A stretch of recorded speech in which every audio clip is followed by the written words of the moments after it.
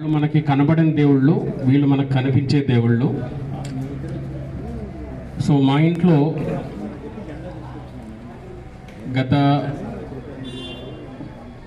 40 సంవత్సరాల నుండి మేము చూస్తున్న విగ్రహాలు కార్ల్ మార్క్స్ గారివి, స్టాలిన్ గారివి, కామ్రేడ్ ఏంజల్స్ గారివి. మా ఇంట్లో పుస్తకాలు కూడా భగవద్గీత అయితే మా ఇంట్లో లేదండి. ఈ రోజు కూడా విప్లవానికి సంబంధించిన పుస్తకాలు మాత్రమే మా ఇంట్లో ఉన్నాయి. సో ఇప్పుడు కూడా మనం ఎలా ఉండాలి, మనము ఏం చేస్తే మనతో పాటు నలుగురికి ఉపయోగపడుతుంది అనేది మాకు నేర్పించారు నాన్నగారు. సో నేను 7th క్లాస్లో ఉన్నప్పుడు